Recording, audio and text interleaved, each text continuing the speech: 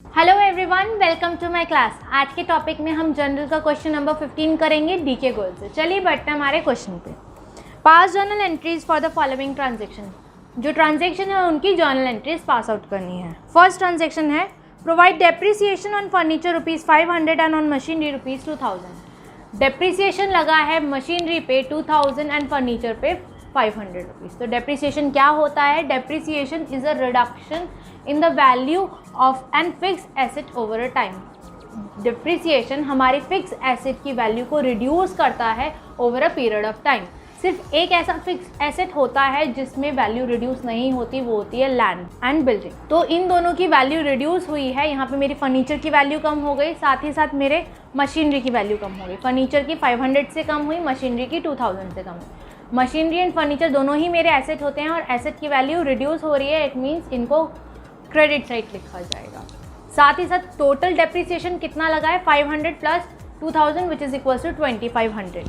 तो डेप्रिसिएशन मेरा एक तरीके का एक्सपेंस है। यहाँ पे एक्सपेंस इंक्रीज हो रहा है और अगर एक्सपेंस इंक्रीज हो तो उसे डेबिट साइड लिखा जाएगा। तो एंट्री हो गई depreciation account debit with ₹2500 to furniture account credit with ₹500 to machinery account credit with ₹2000।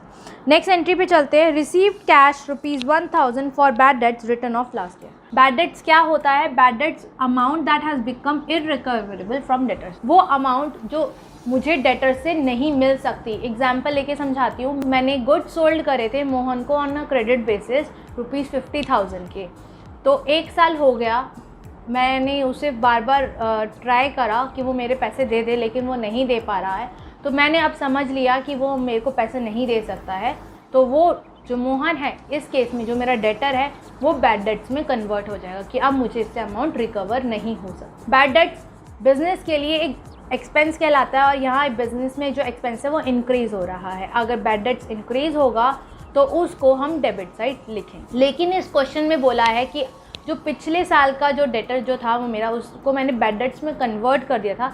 इस साल वो मुझे उससे अमाउंट रिकवर हो रही है। तो अमाउंट रिकवर हो रही है मतलब मेरे एक्सपेंस जो थे वो डिक्रीज़ हो गए हैं। साथ ही साथ मुझे किस फॉर्म में रिसीव हो रहा है? कैश के फॉर्म में रिसीव हो रहा है। अगर मेरा कैश आएगा मेरे पास तो यहाँ पे कैश इंक्रीज़ हो रहा है और कैश मेरा एसेट होता है। अगर एसेट इंक्रीज़ होगा तो उससे डेबिट साइड। तो एंट्री हो गई cash account debit with ₹1000 to bad debts recovered. यहाँ पे बैड डेट्स रिकवर्ड हो रहा है इसलिए बैड डेट्स रिकवर्ड लिखा जाएगा। Bad debts recovered account credit with ₹1000।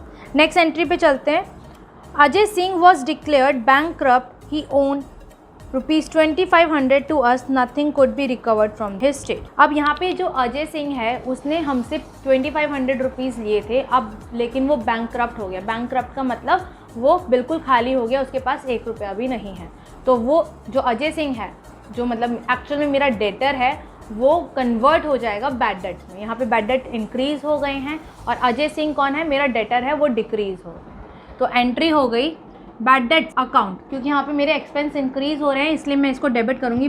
So bad debts account debit with ₹2500 और अजय सिंह मेरा डेटर है, वो डिक्रीज़ हो गया। इट मीन्स मेरी एसेट डिक्रीज़ हो गई है, तो एसेट डिक्रीज़ हो क्रेडिट साइड जाएगी to Ajay Singh credit with 2500। Next entry पे चलते हैं।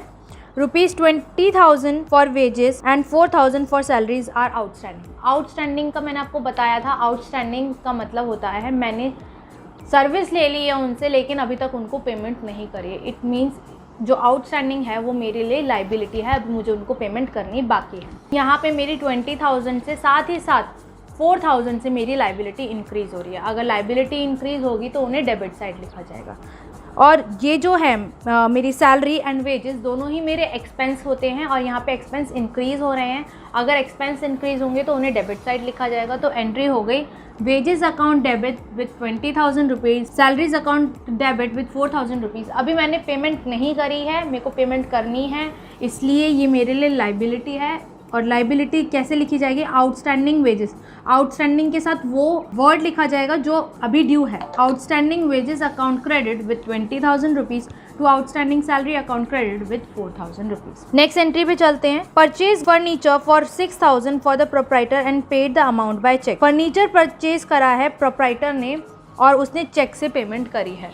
यहाँ पे फर्नीचर जो परचेज किया गया है वो पर्सनल यूज़ के लिए किया गया है। सो अगर जब भी हम पर्सनल यूज़ के लिए कुछ करते हैं तो उसे ड्राइंग्स कहते हैं। यहाँ पे ड्राइंग्स मेरी इंक्रीज़ हो गई है, ड्राइंग्स मेरी एक्सपेंस कहलाती है, एक्सपेंस इंक्रीज़ हो तो उसे डेबिट साइड लिखते हैं।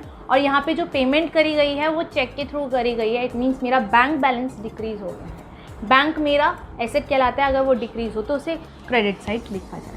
तो drawing account debit with 6,000 rupees to bank account credit with 6,000 rupees. Next entry पे चलते हैं। Provide 9% interest on capital amounting rupees 2 lakh. मैंने आपको बताया था पहले कि कैपिटल क्या होता है। कैपिटल वो अमाउंट होती है जो ओनर इन्वेस्ट करता है अपने ही बिजनेस में, बट अभी बिजनेस के लिए कैपिटल एक लाइबिलिटी कहलाती है, क्योंकि बिजनेस को वो अमाउंट रिटर्न करनी है ओनर को। सो जो अमाउंट ओनर ने इन्वेस्ट करी है उस पर ओनर को बिजनेस से इंटरेस्ट मिल रहा है। एक बार देखते हैं कैपिटल कितनी इन्वेस्ट करी, उसने 2 लाख रुपीज़ इन्वेस्ट करी। Interest on capital given by business, business देगा इंटरेस्ट ओनर को at 9% interest rate of ₹2 lakh. तो इट मीन्स बिजनेस के लिए ये एक्सपेंस कहता है। तो 9% ऑफ 2 लाख रुपीज़ इज 18,000। यहाँ पे बिजनेस के लिए एक्सपेंस है, तो मतलब एक्सपेंस इंक्रीज हो रहा है। एक्सपेंस अगर इंक्रीज़ होगा तो उसे डेबिट साइड लिखेंगे। एंड कैपिटल यहाँ पे इंक्रीज़ हो रही है, क्योंकि कैपिटल में मुझे और पेमेंट इतनी करनी बाकी है, मतलब 2 लाख के साथ साथ मुझे अब 18,000 भी उसको पेमेंट करनी है। तो कैपिटल यहाँ पे इंक्रीज़ हो गई है। अगर कैपिटल इंक्रीज़ हो तो उसे क्रेडिट साइड लिखते हैं। तो एंट्री हो गई interest on capital account debit with 18,000 rupees to capital account with 18,000 rupees. Next entry पे चलते हैं। नेक्स्ट एंट्री है चार्ज इंटरेस्ट ऑन ड्राइंग ₹1,000। हमने इंटरेस्ट चार्ज करा है ड्राइंग्स पर 1,000 रुपीज़। ड्राइंग्स क्या होती हैं? ड्राइंग्स वो चीज़ होती है जब भी ओनर अपने ही बिजनेस में, चाहे वो कैश की फॉर्म में हो चाहे वो गुड्स की फॉर्म में, अपने पर्सनल यूज़ के लिए विड्रॉ करता है तो उसको ड्राइंग्स बोलते हैं। यहाँ पे बिजनेस ने इंटरेस्ट चार्ज करा है ओनर से 1,000 रुपीज़। तो जो बिजनेस ने चार्ज करा तो इनकम इंक्रीज़ हो गई है। सो एंट्री हो गई drawing account debit with 1,000 rupees to interest on drawing account credit with 1,000 rupees. Students, आज के लिए बस इतना ही। नेक्स्ट क्लास में मैं न्यू क्वेश्चन कराऊंगी और न्यू चीज़ सीखेंगे। Thank you and stay tuned.